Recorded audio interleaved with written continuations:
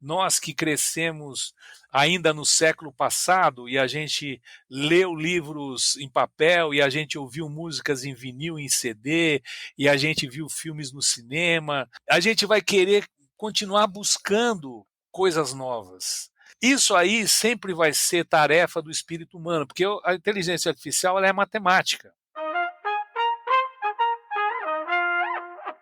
Fabuladores, confabuladores, digníssimos beletristas, sejam muito bem-vindas, sejam muito bem-vindos ao Prelo.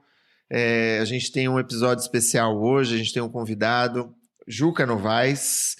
Juca é escritor, é advogado, é compositor, entre outras várias coisas. Está lançando o livro Você Diz Que Meu Samba é Plágio, Histórias de Plágio ou Não da Música Popular Brasileira. Mas antes da gente falar sobre esse tema, que engloba música, literatura, cinema, criação artística de modo geral, tocando nos limites da autoria, eu vou falar um pouco aqui da trajetória do Juca, que é cantor-compositor, lançou 19 discos, tocou em diversos países como China, Estados Unidos, Portugal, já teve músicas de sua autoria gravadas por nomes de peso do MPB, como Gene do Boc, Lenine, Alaide Costa, Danilo Caymmi.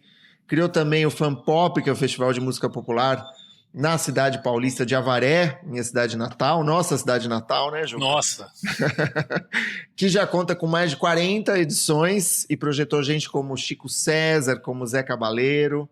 Paralelamente, na prática da advocacia, o Juca Novaes presidiu a Comissão de Propriedade Intelectual da OAB de São Paulo e as comissões de Propriedade Imaterial e de Direito de Entretenimento, também da Ordem de Advogados de São Paulo. Atualmente ele é diretor da Associação Brasileira de Direito Autoral e vice-presidente da Brasil Music and Arts, voltada para a exportação da cultura brasileira. É palestrante, conferencista, publicou livros na imprensa, vários artigos sobre direito autoral e gestão coletiva. Nessa área, ele também é vice-presidente da CIAM, International Council of Authors of Music, que é o Conselho Internacional dos Autores de Músicas, diretor da Associação Brasileira de Direito Autoral, a ABDA, e da Associação Brasileira de Música e Artes, Abramos, além de fundador e atual presidente da Aliança Latino-Americana de Música, que é a ALCAM. Como se não bastasse, Juca também é autor de romances. Em 2023, no ano retrasado, publicou seu primeiro livro de ficção, meio Almodóvar, meio Fellini, pela Contracorrente. O romance conta a história de um jornalista e compositor que começa a criar canções para encontrar a pessoa amada, a mulher amada, que desapareceu sem deixar rastros, né? Segundo Juca, o livro é uma narrativa anti-inteligência artificial, né, Juca? Por abordar como emoções e experiências humanas são motor da criação artística. E é entre aspas, o fantasma que ronda a criação das obras artísticas, hoje também na forma da inteligência artificial, o tema do novo livro do Juca Novaes. Escrito em parceria com também advogado autoralista Rodrigo Moraes, Você Disse Que Meu Samba é Plágio, traz casos de plágio, violação de direitos e falsas acusações documentadas na música brasileira desde 1929. A obra é publicada pela editora da Universidade Federal da Bahia e aborda esse tema espinhoso, interessante, curioso e totalmente atual, numa escrita que é clara, numa escrita simples, fugindo do juridiquês e das tecnicidades do direito. Juca, seja muito bem-vindo no Prelo e, bom, já te adianto, fico muito feliz que você esteja aqui conosco hoje e parabéns pela publicação. Tudo bem? Tudo bem, Thiago? Prazer estar participando desse podcast. Você sabe que eu sou um admirador do seu trabalho, não apenas como escritor, mas como difusor aí da literatura, formador de tanta gente de escrita, né? Então, e eu acho que esse tema é um tema importante porque ele atravessa um pouco os limites técnicos de uma discussão jurídica, né? Quando você fala o plágio, né? Vamos analisar um caso de plágio, tem que ter um perito para fazer análise se realmente existe um plágio ou não. Enfim, é uma coisa que se popularizou, muito embora, curiosamente, essa palavra plágio ela não exista nem na lei de direito autoral. A lei não contempla, não usa essa expressão plágio, né? Uhum. É, a lei coloca o que é um plágio, que é uma violação de direito autoral, ela está genericamente colocada ali com outras modalidades de violação.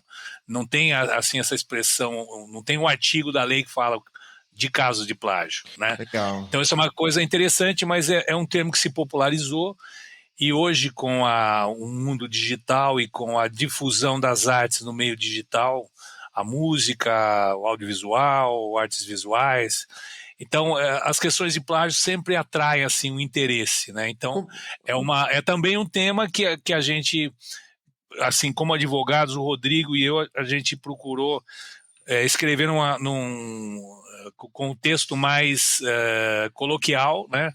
Legal. É claro que, como a gente está falando em alguns casos de ações judiciais, então volta e meia pode ter alguma expressão ali mais técnica, mas a intenção nossa foi de fazer um texto acessível a todos que se interessam por cultura, por música em geral. Como que começou o seu interesse pelo tema do plágio? De que forma que ele tem a ver com a sua própria experiência de compositor? Bom, o plágio é o grande terror, né, dos compositores, né, e dos criadores da arte em geral, né?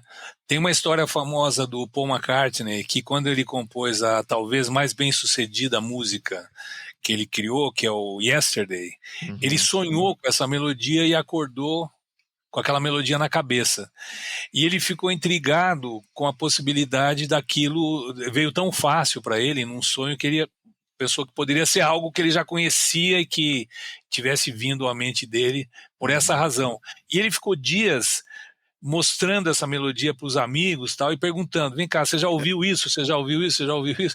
Tanto que ele tinha, é engraçado que ele criou uma letra provisória para lembrar da melodia, que é Scrambled Eggs, que é ovos mexidos, né? E depois que, quando ele realmente recebeu o feedback que ninguém tinha ouvido aquela melodia, foi que ele fez a letra e se tornou uma das canções mais gravadas aí da história da música popular. Então isso mostra um pouco assim como o processo criativo ele é muito complexo e a gente não controla de uma maneira absoluta o processo criativo. É claro que tem aquela famosa frase do Tom Jobim, né, que é 1% de inspiração e 99% de transpiração. Mas existem momentos para o criador em geral em que esse 1% de inspiração ele vem mais fluente, ou ele vem mais fácil em determinadas situações em que você está tocado por algum fato, ou você tem uma emoção que pode ser uma indignação, pode ser uma paixão, e aquilo muitas vezes leva você, porque a arte é uma forma de expressão, a se expressar por conta daquela emoção e gerar um produto, uma obra de arte, seja qual for a modalidade da sua especialidade, né? Então eu acho que essa questão do plágio, desde quando eu comecei a fazer minha primeira música, isso foi algo que esse temor sempre esteve presente.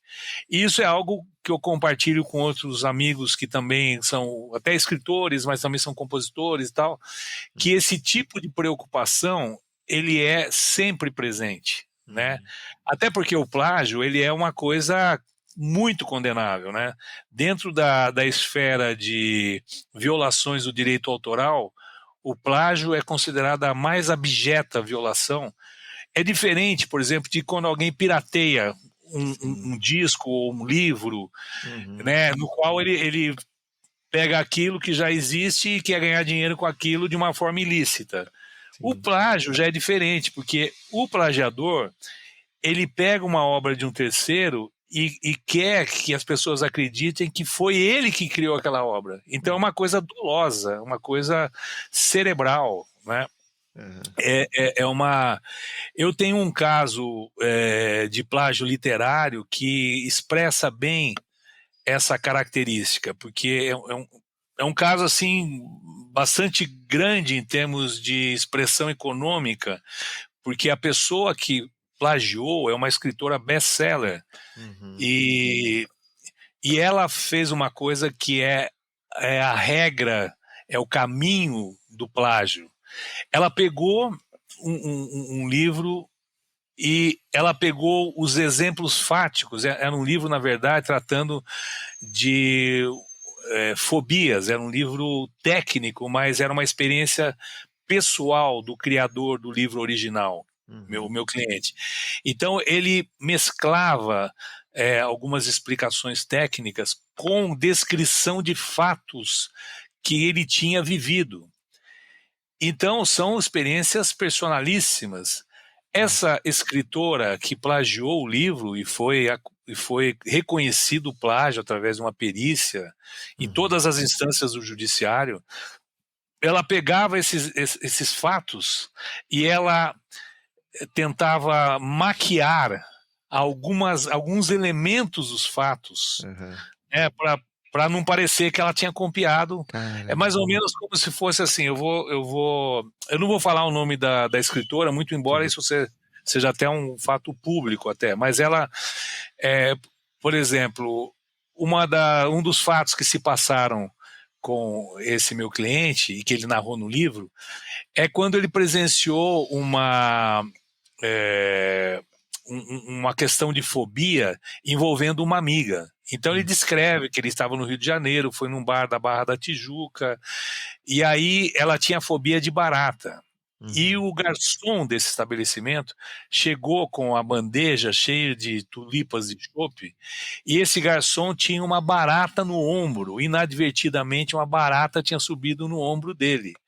Essa mulher, quando viu a barata, ela teve um ataque histérico e derrubou todas as tulipas, e foi uma confusão ali na mesa. Então ele começa falando desse fato, né, para descrever um caso de fobia, né? A plagiadora, ela pegou essa cena, mudou o bairro, era na Barra da Tijuca, era no Leblon, ela mudou para a Barra da Tijuca, ou vice-versa, mudou o inseto, não era barata, era libélula. Mas a história era a mesma, o assunto era o mesmo. Então, essa coisa do maquiar é um dos elementos do plágio. Né? A pessoa muitas vezes fala, vou pegar isso aqui e talvez pouca gente tenha tido acesso a esse livro, então eu vou mudar uma outra coisa aqui para ficar diferente.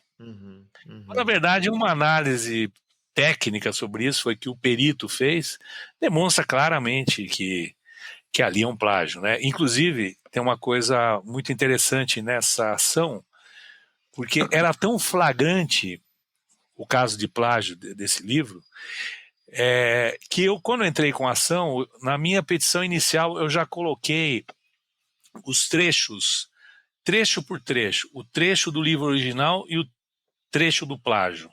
Aí foram umas 30 passagens, né, que eu mostrava para o juiz, olha, esse livro ele tem que ser tirado de circulação, porque é um plágio. Normalmente, num caso como o plágio, o juiz ele é muito cauteloso.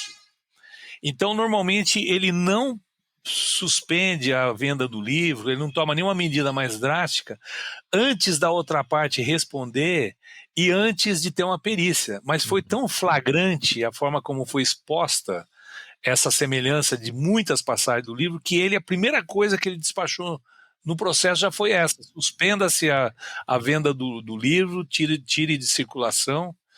E foi então um caso bastante interessante, assim, de uma coisa muito flagrante da condenação do plágio. Não, até porque essa é uma autora muito conhecida, né, Juca? E é autora de outros livros. Eu até fico pensando assim, esses outros livros aí, sabe? Como alguém que, sei lá, escreve 2, 3 livros com a própria autoria, de repente o quarto Eu fiquei até pensando nisso, sabe? Tipo, pensa, será e esses outros, né? Quem que foi que escreveu esses outros livros?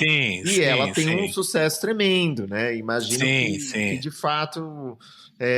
Mas esse é interessante, porque você falou da perícia, né? E aí eu quero voltar também para o teu livro, mas assim, como que essa perícia trabalha? Quais são os índices, né? Eu vi recentemente um vídeo que é a tal história do Rod Stewart com o George Bain, né? O aquele que é um plágio, assim... Que tá no livro, tá no meu livro. Tá no livro, então, que legal.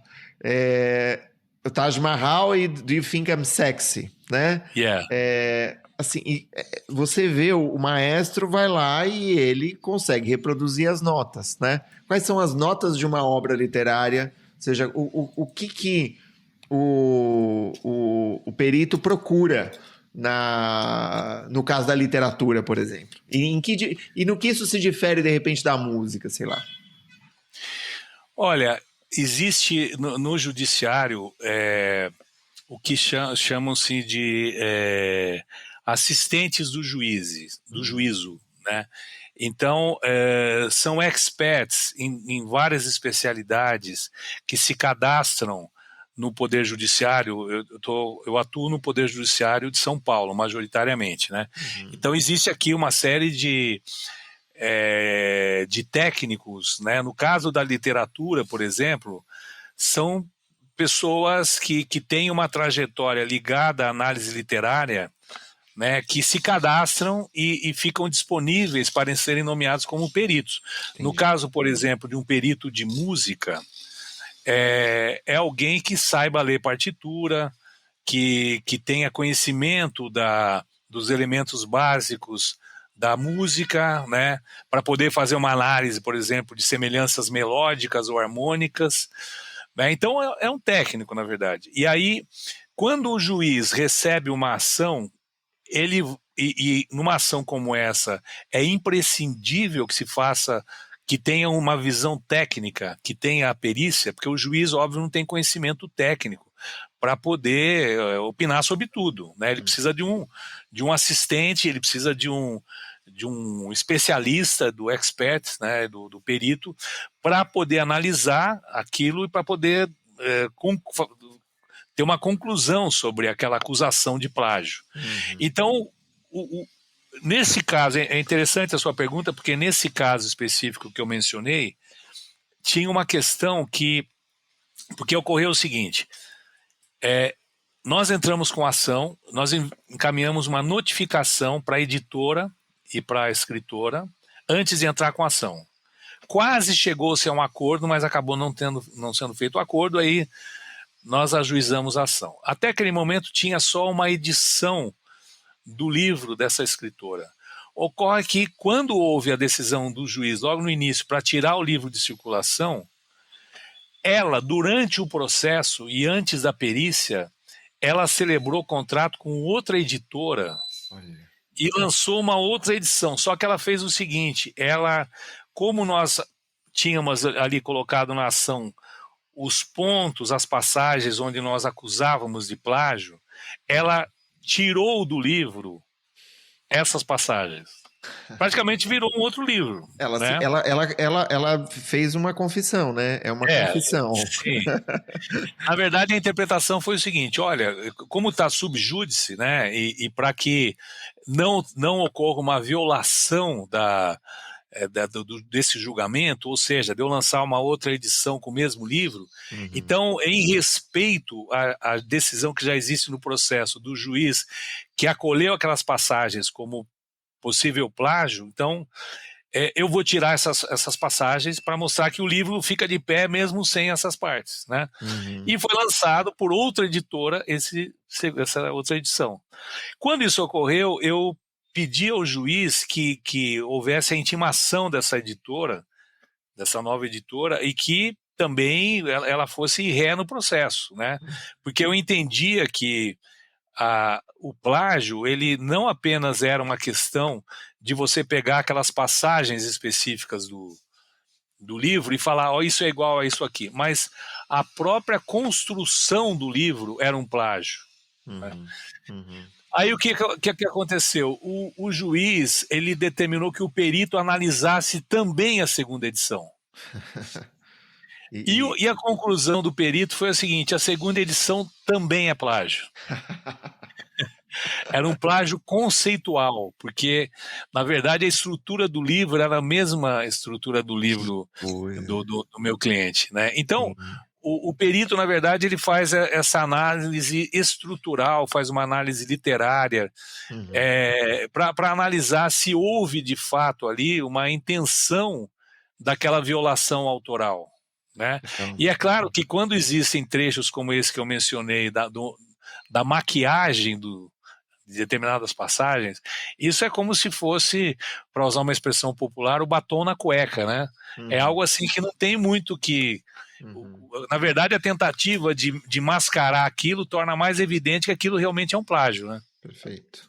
Juca, eu vou contar uma história. Quando a gente estava se preparando quando eu estava me preparando para a nossa conversa, eu lembrei de um caso que foi o seguinte: uma vez, eu nem sei quantos anos faz, uma senhora me escreveu no DM do Facebook, no Messenger lá, e não conhecia essa senhora, nem lembro, acho que não era minha aluna, coisa, não podia ser.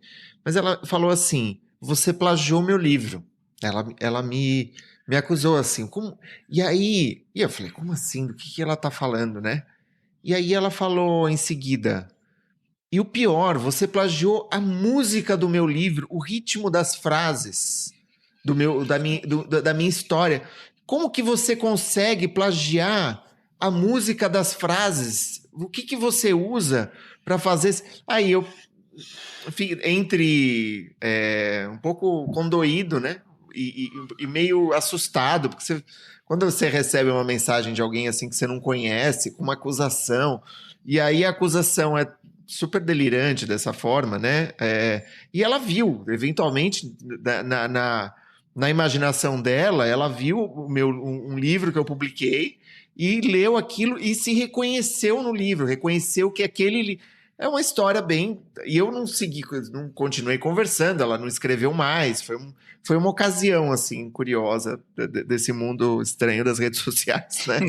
Mas, assim, tô contando tudo isso para dizer: existe no mundo das artes, né, inspiração, homenagem, paródia, né? Existem várias figuras de linguagem, inclusive, que dão conta, né, desse jogo de semelhanças, né? Mímese, todo tipo de... E são coisas diferentes. Existe o plágio, né? Sim. E é possível fazer essa confusão muitas vezes. Quem não é especialista no assunto pode fazer essa confusão. Qual que é a linha que separa esses dois conceitos? Olha, existem alguns elementos para que o plágio seja reconhecido. Um dos elementos é a parte que acusa a outra de plágio, ela tem que provar que aquele suposto plagiador teve acesso à obra original. Isso é um elemento básico.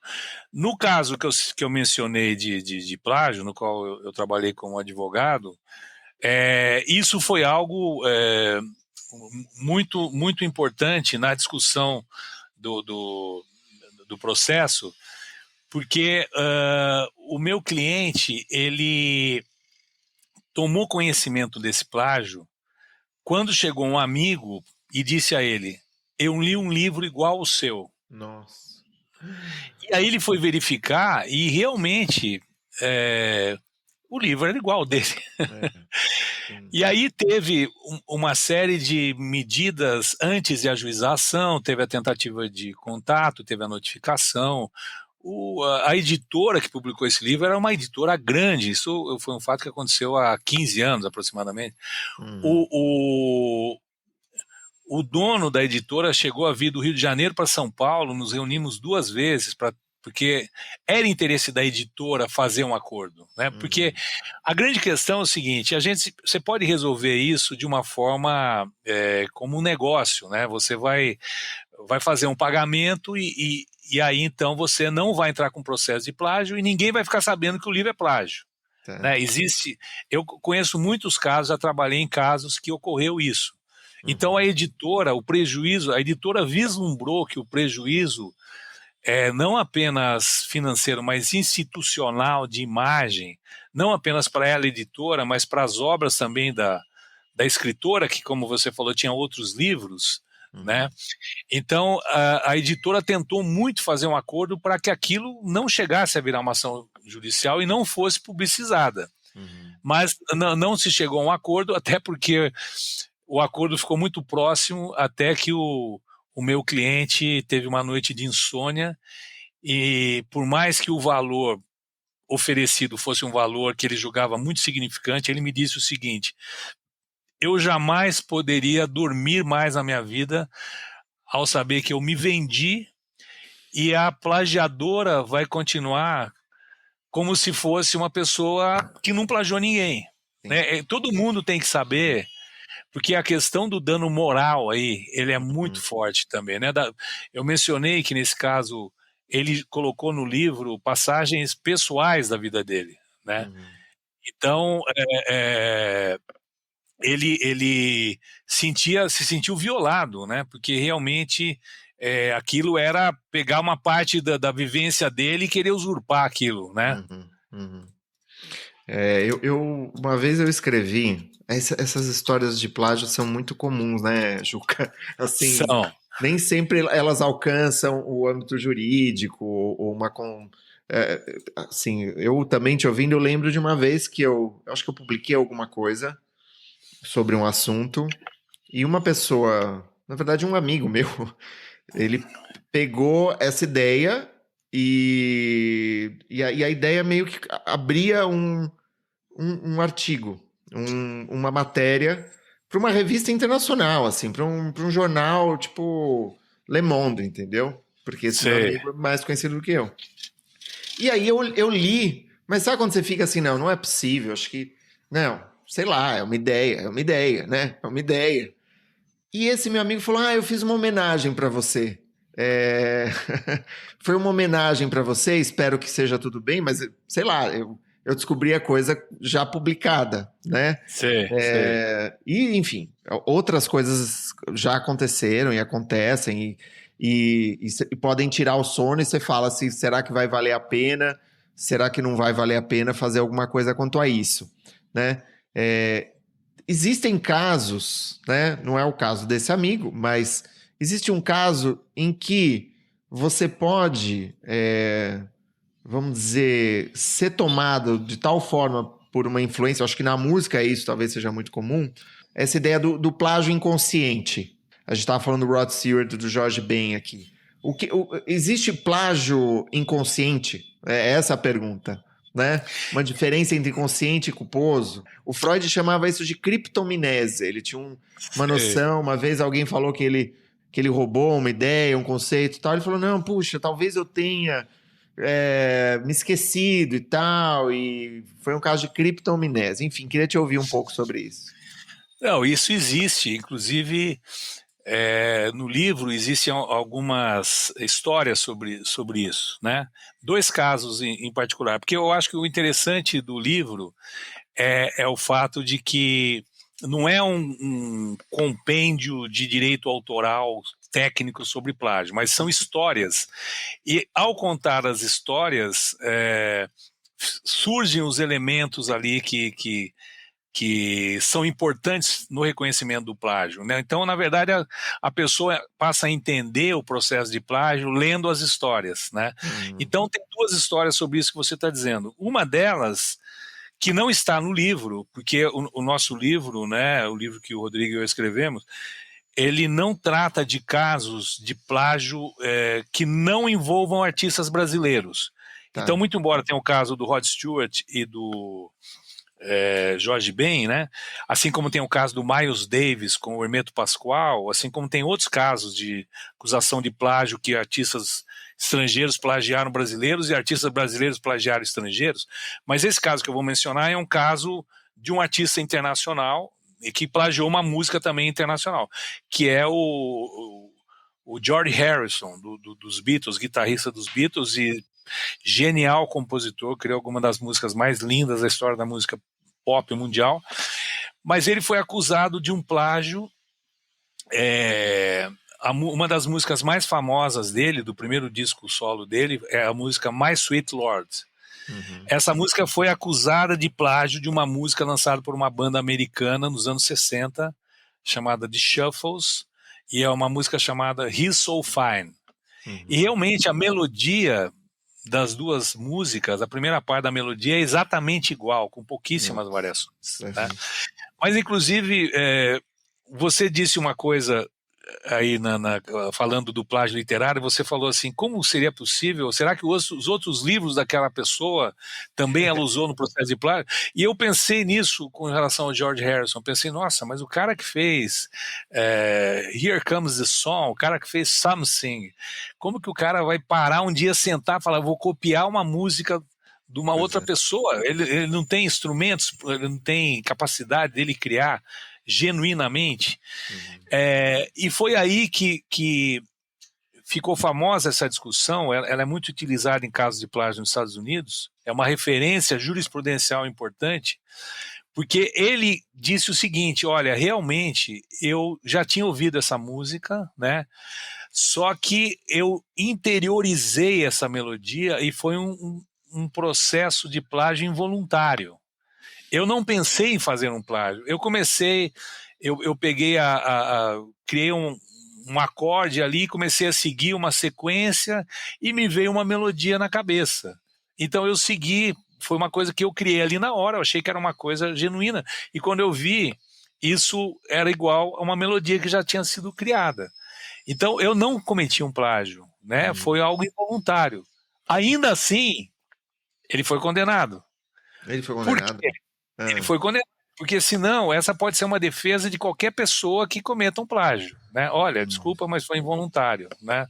Então, o fato de ser involuntário, se há a prova de que ele teve acesso àquela obra originalmente, né? Então, o processo ele pode ter vindo de outra maneira. É o caso do Rod Stewart que você mencionou.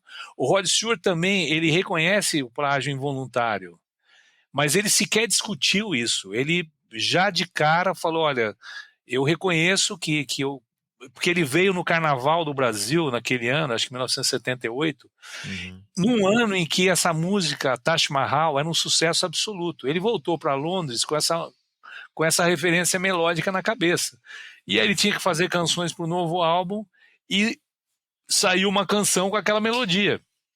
Então ele falou, olha, eu poderia falar, olha, mas é uma canção do Brasil, né, que é um país distante, não sei o quê, eu não tenho conhecimento, mas não, eu estive lá, eu ouvi essa música, eu fiquei fã dessa música e realmente a melodia mesmo eu não tenho o que dizer.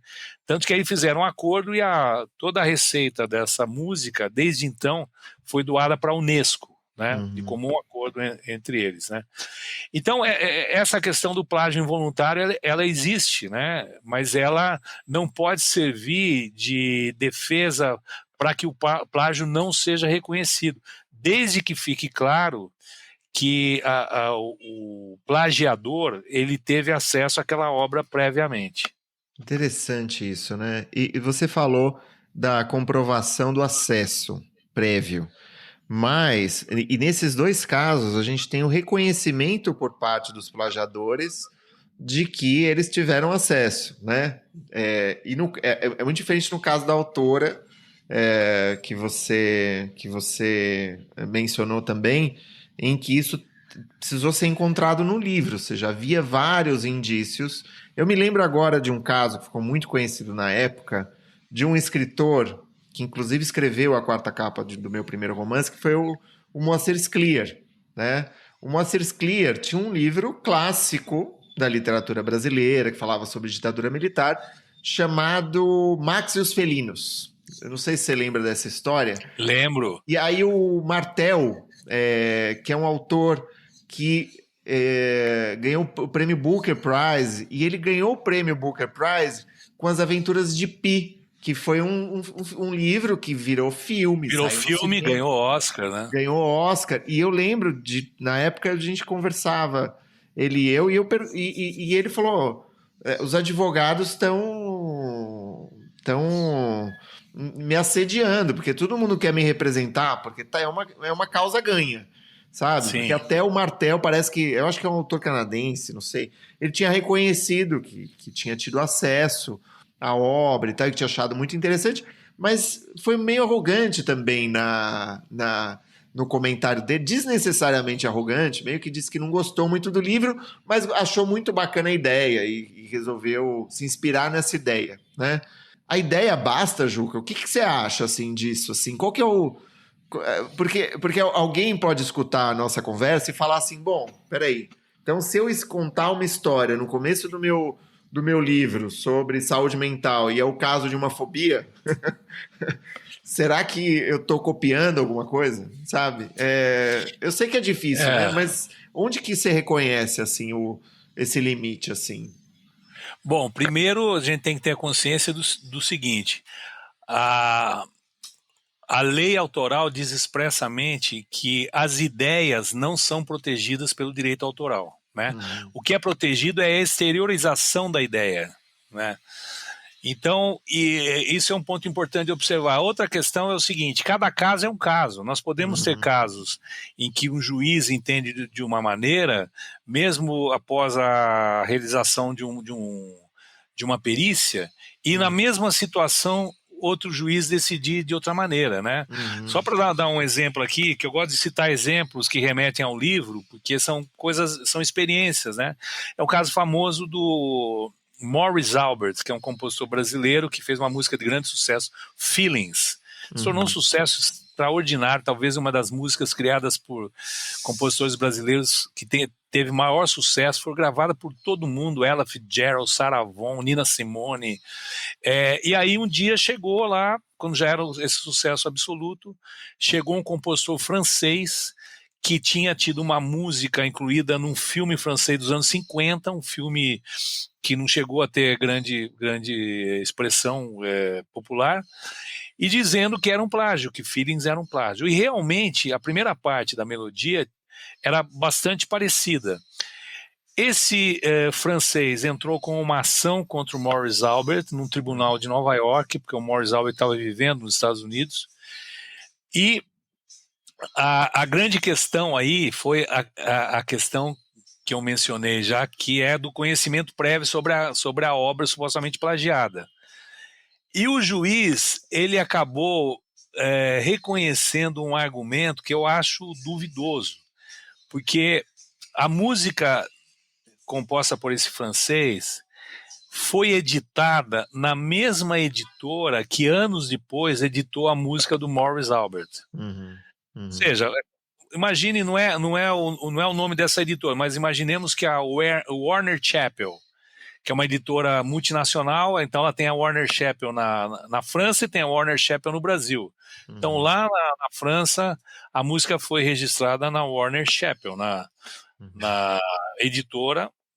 E aqui no Brasil, o Morris Albert editou as suas obras também na Warner Chappell. Observando esse fato, o juiz concluiu que ele poderia ter tido acesso àquela música francesa porque a editora era a mesma. Eu acho um argumento que eu não reconheceria como uma prova de que houve o reconhecimento prévio.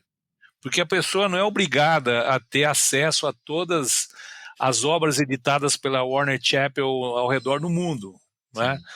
Mas, enfim, foi o que o juiz decidiu, né? E aí acabou sendo reconhecido o plágio, ele foi condenado e teve que pagar uma indenização, e a partir de então, esse autor francês passou a figurar como coautor da música, né? Para todos os jurídicos. Então, essa questão da ideia depende muito de como essa ideia é utilizada. Se uma parte da expressão gerada por essa ideia tiver sido copiada, pode ser reconhecida como plágio. Agora, a gente entra num terreno ainda mais complicado e pantanoso, né, Juca? E que é o seguinte: os estudiosos têm apontado que a inteligência artificial, por terem acesso a uma base de dados de milhões de obras artísticas, estão se valendo de plágio para suas próprias criações, entre aspas, né? Ou seja, a inteligência artificial pode criar... então, vamos pensar, isso já é uma realidade possível, que um canal online crie entrevistas com base em figuras muito parecidas, sei lá, figuras muito... parecem filme, né? Conversando sobre plágio, entendeu? E ela encontra, né, nos seus algoritmos, nos seus mecanismos de busca, trechos dessa nossa conversa aqui, e emula isso, e simula uma outra conversa, e publica num outro canal, e tem os seus próprios créditos, né? É uma coisa que hoje em dia é possível, né? A pergunta aqui é: a inteligência artificial pode criar algo original ou é tudo cópia? E de que forma que ela muda a nossa noção de direito autoral? Excelente pergunta. Na verdade, essa questão de plágio, né? Como eu disse, o plágio nem existe esse nome na legislação brasileira, né? Está como uma violação de direito autoral. Então, vamos imaginar que a mineração de dados, né, que é isso que você mencionou, de usar lá, no caso da literatura, usar no banco de dados os textos de milhares, talvez milhões de obras literárias para criar outras obras. Primeiro que há uma violação aí, existe uma utilização da obra desautorizada, né? Aquilo poderia gerar uma obra derivada, por exemplo, né?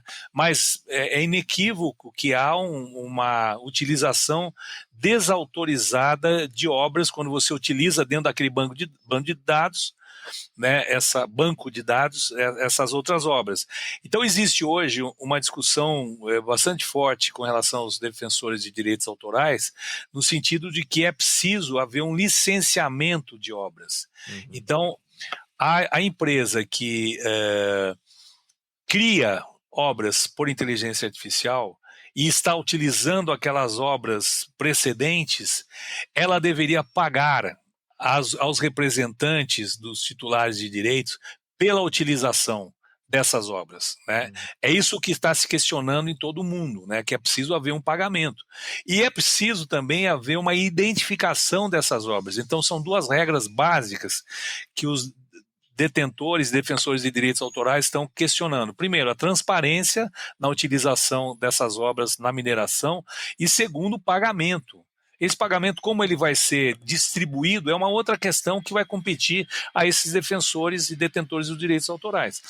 Então esse é um primeiro ponto, é uma luta que está se construindo nesse momento, né? É uma luta global que tem um player novo no mercado que se chama Donald Trump, que é a pessoa que comanda hoje o país mais poderoso do mundo, onde estão essas big techs, e já existe um movimento do governo americano protetivo a essas big techs, que é estimular que essa discussão sobre violação de direitos seja aceita nos Estados Unidos como o fair use, que é o Instituto do Direito norte-americano, que quando o juiz reconhece que há um uso justo de determinada obra, isso pode representar uma exceção à regra básica que você precisa do licenciamento, precisa da autorização do autor.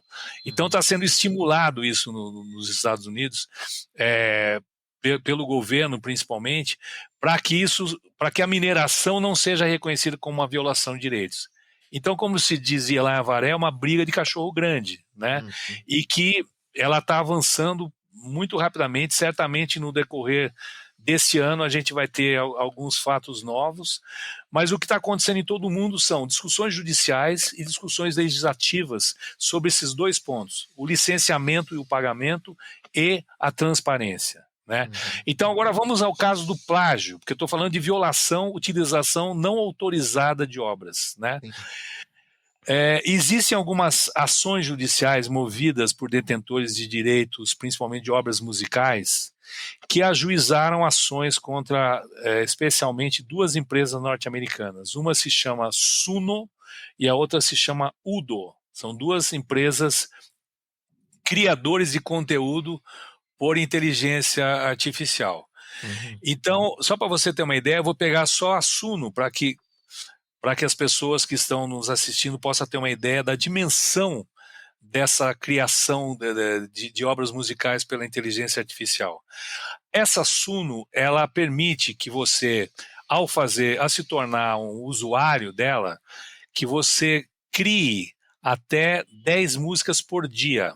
Cada pessoa que se torna um usuário pode criar até 10 músicas por dia.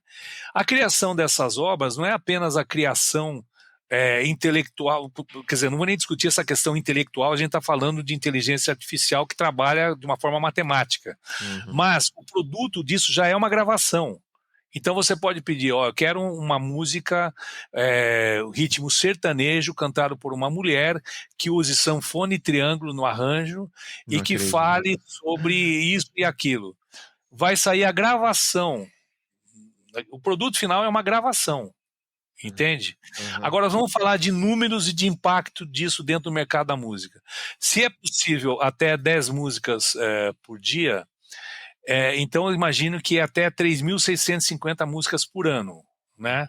Uhum. Imagine agora, vamos multiplicar isso pelo número de membros e usuários da Suno hoje no mundo, 12 milhões. 12 milhões de usuários, podendo criar cada um deles 3.650 músicas por ano. Hoje já existe nas plataformas de streaming, por exemplo, uma das plataformas, né, o primeiro é o Spotify, o segundo é o Deezer. O Deezer já divulgou que 18% das músicas que são introduzidas no sistema hoje são músicas criadas exclusivamente por inteligência artificial. 18%. 18%. Hoje, essas máquinas que criam música dessa maneira, elas colocam nas plataformas 1 milhão de obras por dia. 1 milhão de obras por dia. Então já existem alguns estudos projetando que até 2028 o mercado da criação musical e o mercado da produção musical feita pelos humanos vai cair cerca de 28%. E o mercado da inteligência artificial vai crescer 66%. Entende? Então nós estamos falando de algo assim descomunal, né? Que vai impactar de uma forma possivelmente irreversível o mercado da criação. Estou falando da música, que é um mercado bastante grande, né? Talvez o maior mercado, porque é uma obra facilmente acessível, né? A música é algo, uma canção dura 3 minutos, uma gravação é 3 minutos, é muito mais viralizável, para usar uma expressão desses tempos da internet, do que a leitura de um livro, né, que demora dias para você ler um livro, ou para você ver um filme que demora mais tempo, né, do que você simplesmente ouvir uma canção. Então, no caso, se a gente olhar sob o ponto de vista do plágio, existem já 2 ações judiciais, no mínimo, uma na Alemanha e outra nos Estados Unidos, no qual essas empresas que representam os direitos dos criadores apontam casos específicos de plágio nas obras geradas por inteligência artificial. Porque existe aí um processo tecnológico, quando eles têm toda aquela base de dados, existe um processo de tokenização, são gerados pequenos tokens daquelas obras que são misturados até que se chegue a um produto final. Então, nessas 2 ações, uma movida nos Estados Unidos por uma entidade de defesa das grandes gravadoras, a RIAA, ela elenca um número X de obras musicais que teriam sido plagiadas pela inteligência artificial. Na Alemanha, a GEMA, que é a Sociedade de Gestão Coletiva de Direitos de Música, de obras musicais, ela aponta a mesma coisa, ela faz uma lista também de obras lá na Alemanha que teriam sido geradas por inteligência artificial e que são plágios, que trechos daquelas obras são plágio. Então isso... Desculpa, então para entender é o seguinte, existe então a tecnologia... Porque até onde eu sei, essa coisa da inteligência artificial é uma caixa preta, né? Porque ele meio que recombina, né, elementos de várias músicas, como você falou, e então é possível fazer um rastreamento dessas origens, ou seja, do material, da matéria bruta, que não é nada bruta, né? Que é super acabada e refinada. Sim. É possível fazer esse rastreamento e isso está sendo feito, é isso? Não, o que eles fizeram, esse rastreamento é algo que faz parte ali, o pedido de rastreamento, o pedido de comunicação de informação faz parte desse questionamento sobre a transparência. Mas o que eles fizeram foi identificar, em alguns casos, né, pegaram algumas amostras ali, e dentro dessas amostras, pelo conhecimento prévio de outras músicas já existentes, eles identificaram que havia casos de plágio. Então, é claro que isso é apenas um exemplo, né? São exemplos que podem se multiplicar aos milhares, né? Dentro dessa dimensão de milhões de fonogramas, né? Mas a máquina é um plágio, né? E está comprovadíssimo, né? A questão é como que a gente se protege também, né, Juca? Como você, que é um compositor, é um músico, se protege, como eu que sou um escritor, e todo mundo que está escutando, você pensa, pô, eu vou publicar, vou escrever, tem todo um trabalho, né? Insônias, né? A gente escreve por um prazer, às vezes um prazer um tanto masoquista, mas a gente escreve por prazer. Como que eu me protejo de um... existe essa proteção? Eu não sei. Eu te escutando, a minha aposta seria não. E eu acho que talvez uma das nossas últimas perguntas aqui é: como que você vislumbra, sendo realista mesmo, pensando assim, olha, se eu fosse ser o Ridley Scott, o Philip K. Dick, pensando num futuro aí daqui 10 anos, daqui 20 anos, nesse aspecto, né, da composição, das artes, da criação, você acha que a inteligência artificial, o plágio via inteligência artificial vai se tornar uma espécie de efeito colateral inevitável? Você acha que... como que você enxerga esse cenário? Bom, eu acho que a primeira coisa com relação à proteção é você documentar a sua criação. Você precisa documentar, até para eventual questionamento, você ter uma prova de anterioridade. Sim. A lei brasileira... Biblioteca Nacional, por exemplo. Biblioteca Nacional, sim. Biblioteca Nacional. Mas mesmo que você não registre na Biblioteca Nacional, você pode registrar de outras maneiras. Você pode registrar num cartório, você pode registrar até através de um e-mail que você mande para você mesmo, entendeu? Tá. Tem várias formas, porque a lei brasileira, ela não exige que a única forma aceitável de registro e prova de anterioridade seja o registro na Biblioteca Nacional, por exemplo. Então ela permite qualquer modalidade de prova. Então o que você precisa fazer é provar que você escreveu aquilo naquele momento, né, que você finalizou aquela obra e está documentado aquilo.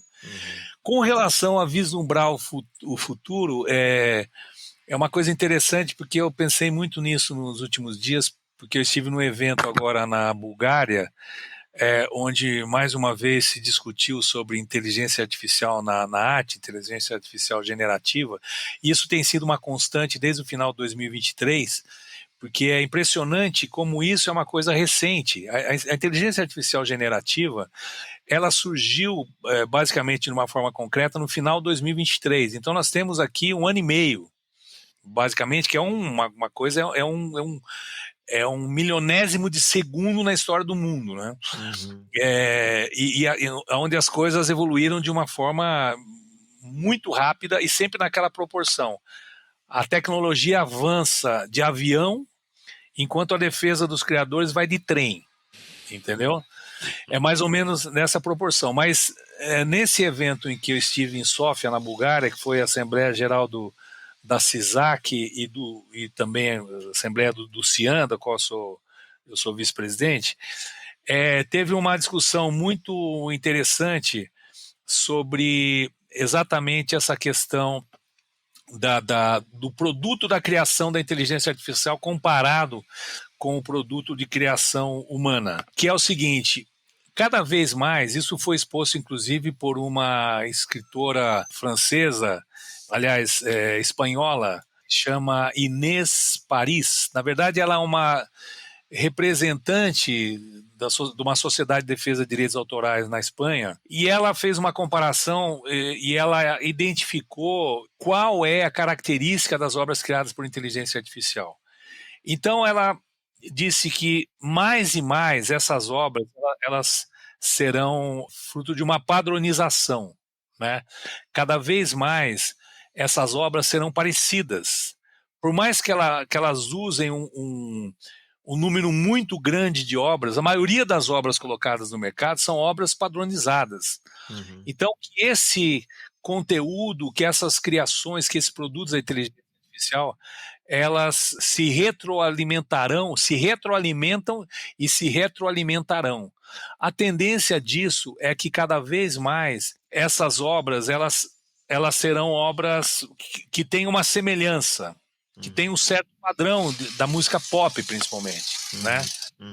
Nesse evento na Bulgária, eu ouvi ali algumas músicas criadas por compositores búlgaros, e tem uma coisa muito interessante da música ancestral da Bulgária, das vozes da Bulgária, que são grupos vocais que cantam a capela, sem instrumentos, que é uma tradição da música búlgara, mas tem a música pop também da Bulgária.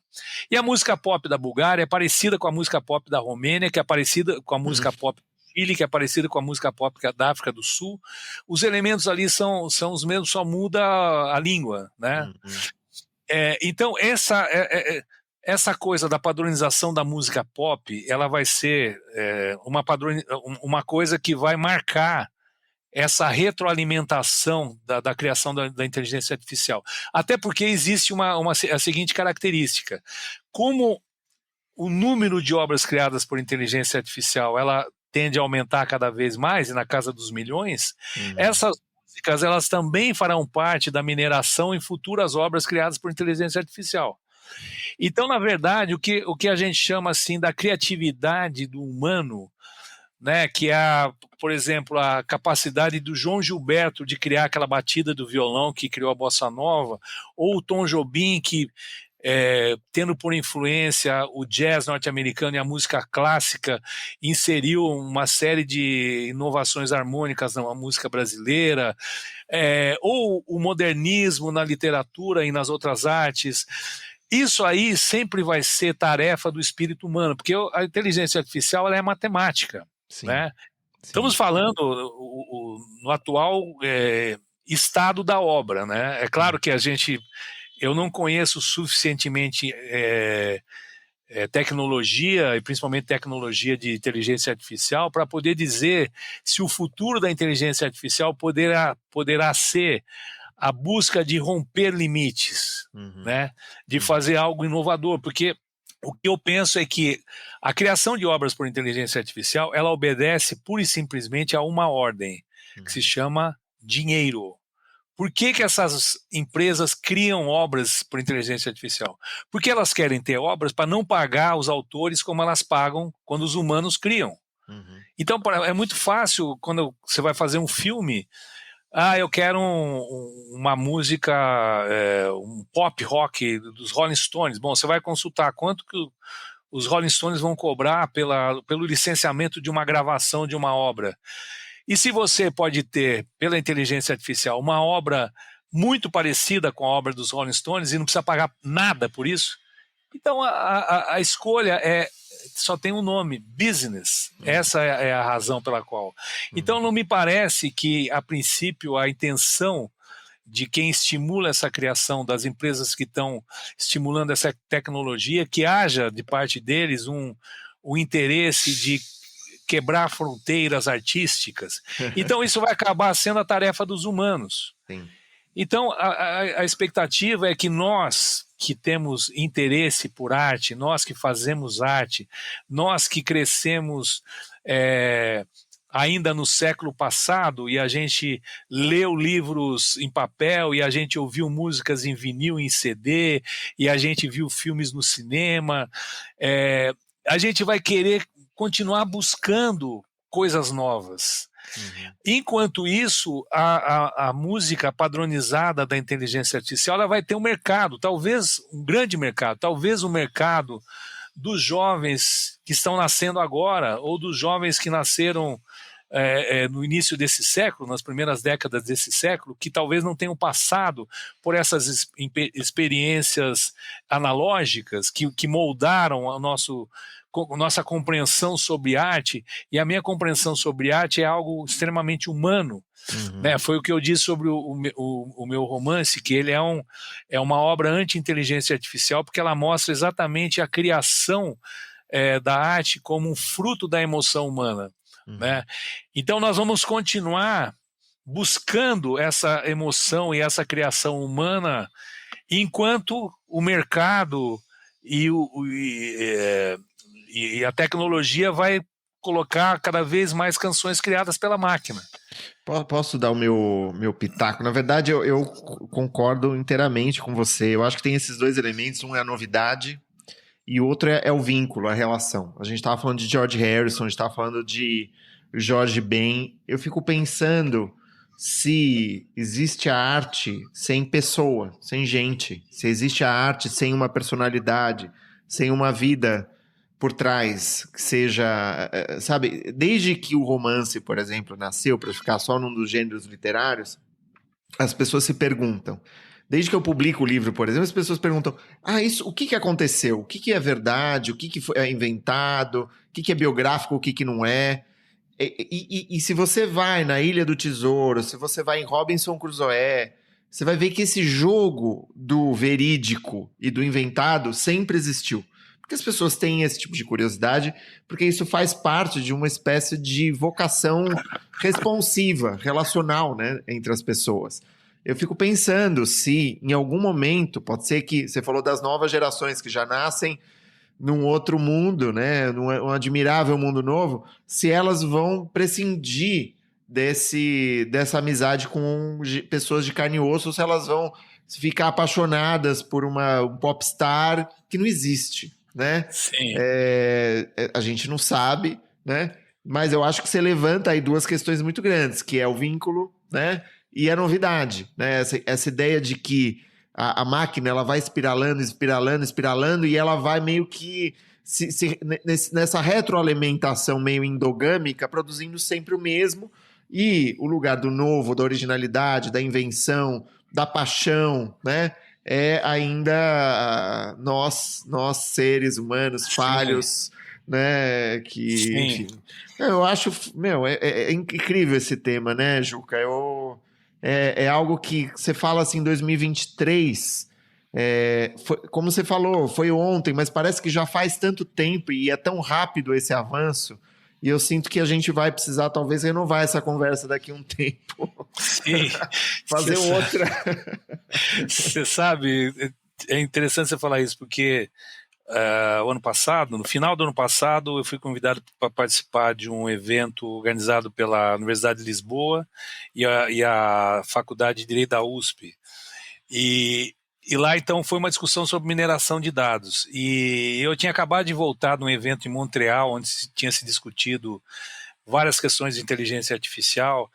E a minha palestra sobre esse assunto, no meio de vários pessoas que eu admiro muito, que são professores de direito, e falaram sobre o ponto de vista jurídico, né? Uhum. Eu falei um pouco do ponto de vista prático, do que estava se passando, do que está se passando, as iniciativas legislativas, governamentais e medidas judiciais, e o que está se passando com relação a essa disputa entre a inteligência artificial generativa e a defesa dos direitos autorais.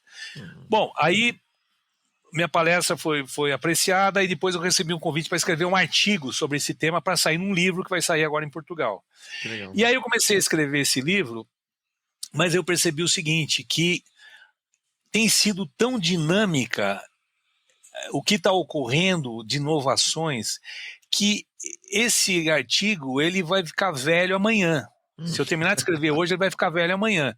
E isso realmente se confirmou, porque no dia que eu tinha que entregar o artigo, eu recebi um e-mail de um colega mexicano falando do que tinha acontecido no dia anterior, que era uma reunião do CEO da OpenAI com o presidente Trump, exatamente para falar dessa coisa da recomendação às big techs americanas para desconsiderar a questão do direito autoral.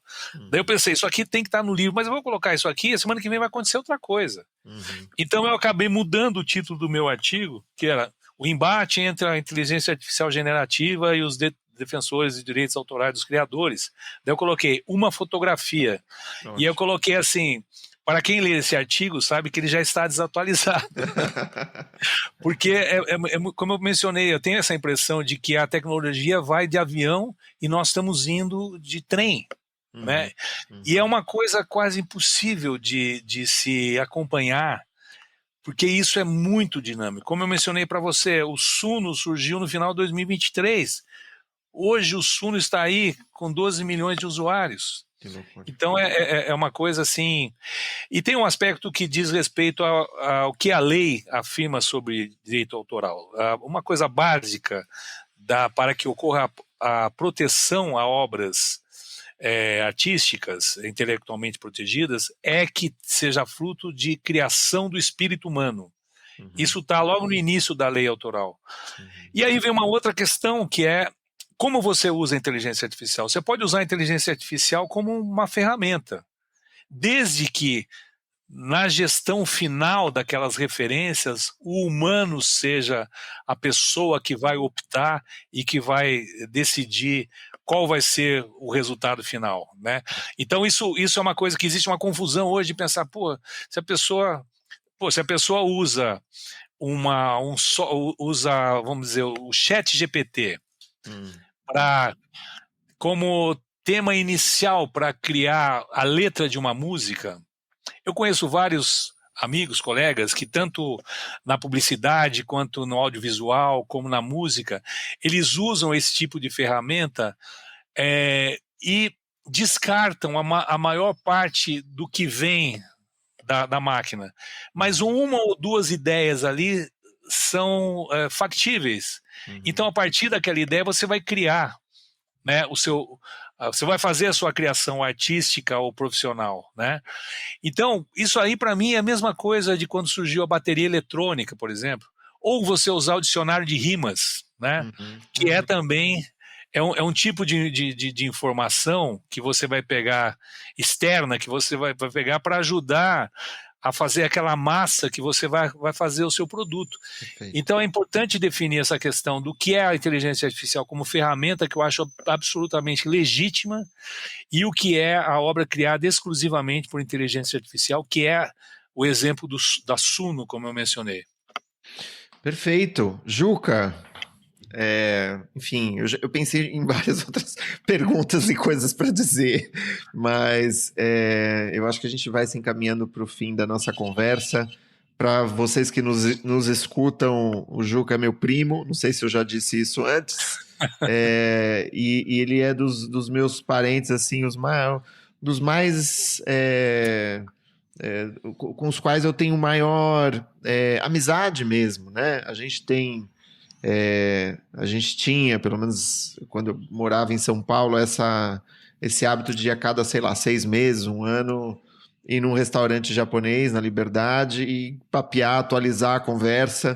E a conversa sempre passa por assuntos pessoais, mas também vai por questões de política, de música, de artes e tal. E eu acho que uma conversa como essa nossa aqui meio que deu um gostinho daquele papo, saudade desses encontros. Eu também queria remeter o público à nossa outra conversa. A gente teve uma conversa há alguns anos sobre contrato autoral. Então, se você quiser saber um pouco mais sobre a natureza do contrato autoral, o que a gente deve se atentar na hora de assinar um contrato com uma editora, vai lá na conversa que está no canal, em algum lugar. E eu quero deixar para o público, mais uma vez, reiterar o convite à leitura, né, de Você Diz Que Meu Samba é Plágio, histórias de plágio ou não da música popular brasileira. A gente está gravando em junho de 2025, o livro já foi lançado em Salvador e vai ser lançado em São Paulo no dia 16 de junho, no Círculo Italiano, às 18h30. Vai ser ocasião de um show, né, Juca? É um lançamento show. Você quer falar um pouco sobre isso? Como o tema do livro é música, né? Assim como o tema do meu primeiro livro, né? Muito embora uma ficção, também era música, era o compositor, o criador. Então, nada melhor do que fazer um encontro entre a música e a oportunidade das pessoas estar ali para comprar o livro, para colher o livro autografado. Então a gente nem sabe exatamente o que a gente vai fazer no palco, mas vai ser legal. Assim que é bom. Bom, fica o convite para todos. E parabéns, Juca. Juca, se você quer dizer alguma coisa, você quer, antes da gente encerrar... Eu queria agradecer você, Thiago, mais uma vez, independentemente dos nossos papos, né, de sempre, né, que você está morando em outro país agora, mas certamente a gente, de alguma maneira, vai retomar isso em outras oportunidades, mas essa conversa foi muito boa, inclusive porque eu estou voltando dessa viagem para a Bulgária, onde essa discussão esteve bastante presente, e algumas ideias estão fervilhando na minha cabeça. Então eu pude aqui compartilhar, eu vou até escrever um texto sobre isso. Legal. Mas eu pude compartilhar, e é muito bom fazer essa troca, e seus questionamentos foram importantes assim dentro dessas reflexões, né? Então eu agradeço a oportunidade e queria dizer também que hoje em dia a gente consegue encontrar tudo no meio digital, então para quem se interessar em comprar o livro, né, tanto esse livro como o livro anterior, Meu Almodóvar, Meio Fellini, você consegue comprar na Amazon, né? Eu não vou fazer aqui propaganda da Amazon, porque eu sou dos defensores das livrarias de rua, e eu lamento que a Amazon seja uma alternativa, mas ela é uma alternativa. Então, esses dois livros podem ser encontrados, o primeiro saiu pela editora Contracorrente, Meu Almodóvar, Meio Fellini, e esse livro, você disse que Meu Samba é Plágio, saiu pela editora da Universidade Federal da Bahia. E também convidar os que estiverem interessados para procurar o meu trabalho musical, né, Juca Novaes, que está em todas as plataformas digitais, tanto o meu trabalho solo como compositor, como também como integrante do grupo Trovadores Urbanos, da qual eu sou um dos fundadores, e que também tem uma carreira fonográfica com muitos discos muito legais. Então eu queria convidar todos para conhecer, né, essa arte humana, né, anti-inteligência artificial. A gente vai deixar todos os links na descrição desse episódio. O episódio está em todos os tocadores, então, terminando aqui a nossa conversa, vai lá, acompanha o Juca. É um trabalho muito criativo, muito diverso, né? O Juca é multimeios. A gente nem conversou ainda sobre o Trovadores, a gente não teve essa chance, né? Talvez seja a biografia mais longa que eu tenha lido aqui no Prelo. Mas parabéns, Juca. Parabéns pelo livro. Obrigado, Fica um convite para todos e foi um prazer. Valeu. Obrigado, abração.